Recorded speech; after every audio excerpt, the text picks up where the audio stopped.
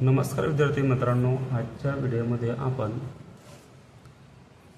Class 10चे बघा या ठिकाणी मॅथमॅटिक्सचे फर्स्ट चॅप्टर बघा.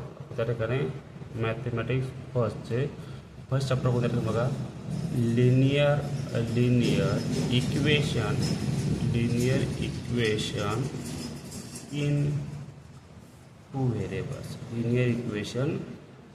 इन टू व्हेरिएबल्स याच्याबद्दल आपण थोडीशी माहिती घेणार आहोत बघा. ओके, पहिल्यांदा लिनियर इक्वेशन काय असते बघा. लिनियर इक्वेशन कशाला म्हणतात बघा, पहिल्यांदा आपण हे बघा. तर लिनियर इक्वेशनमध्ये आपल्या बघा पहिली जी कंडिशन आहे बघा, तर आपल्या याच्यामध्ये दोन व्हेरिएबल पाहिजे. काय पाहिजे आपल्या ठिकाणी, दोन व्हेरिएबल पाहिजे बघा. आणि यांची जी काही डिग्री आहे बाळांनो, ही जी काही डिग्री मस्ट बी 1 पाहिजे बघा. बरोबर आहे, कायचा 1 असायला पाहिजे. बरोबर आहे. आणि दुसरं काय बघा, याच्यामध्ये या जे काही नंबर असणार आहे बघा, ABC जे काही नंबर असणार आहे बघा, तर आपल्या ठिकाणी रिअल नंबर असायला पाहिजे. कोणते नंबर असायला आपल्या ठिकाणी, रिअल नंबर्स असायला पाहिजे बघा. ओके. आणि A does not equal to 0 आणि B does not equal to 0 बघा. आता हे नेमकं काय हे समजण्यासाठी पण आपल्याला जनरल फॉर्म, काय आपल्याचा जनरल फॉर्म माहीत असणं गरजेचं आहे. जनरल फॉर्म काय याचा, AX² plus BX plus C equal to 0. काय बघा या ठिकाणी, AX² plus BX plus C equal to 0 बघा.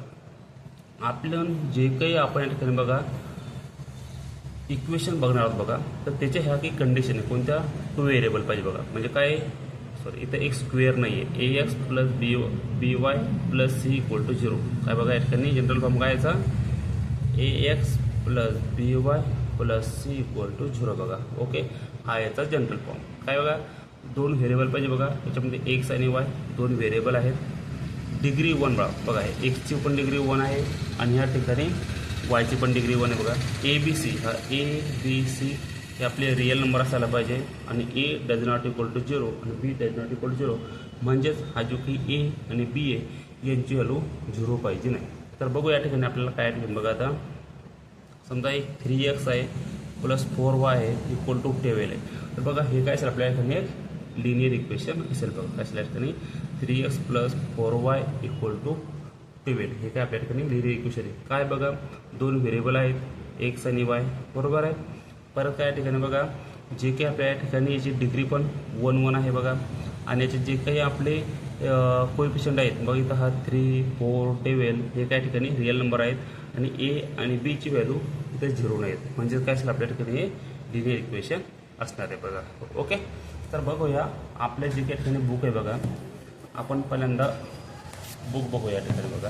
ठीक आहे, चला तर मग